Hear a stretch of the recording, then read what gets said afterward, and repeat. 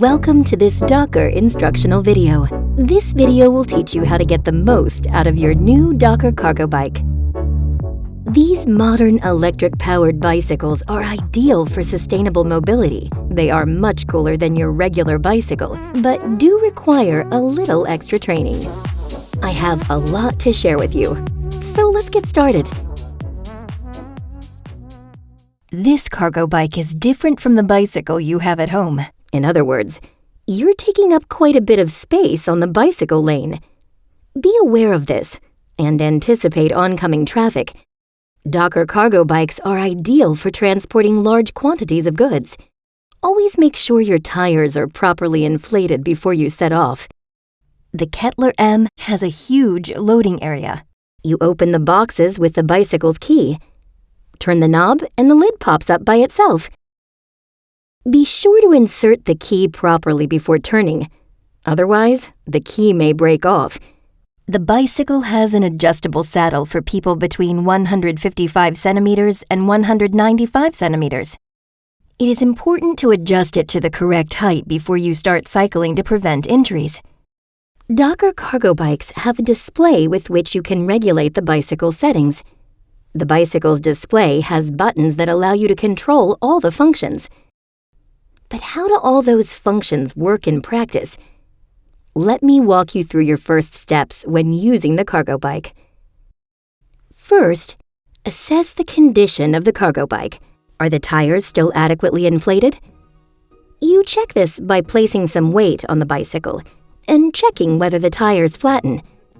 The tires may only flatten slightly, even with a fully loaded cargo box. Do you see any damage? Can the cargo box be closed properly? If you detect any defects, you can take a photo or report it. Then take the battery and connect it to the bicycle frame. You do this by opening the battery compartment with the key and placing the battery inside.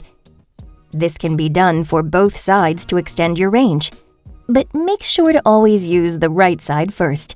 Always use two hands because you don't want your battery to fall on the ground.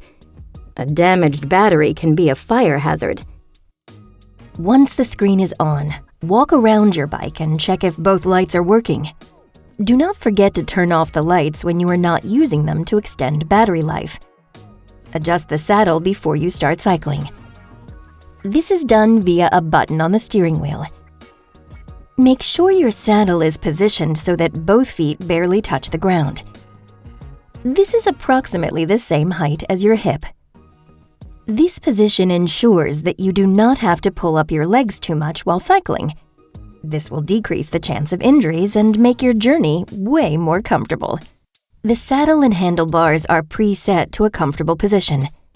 After this, you check your load and the cargo box.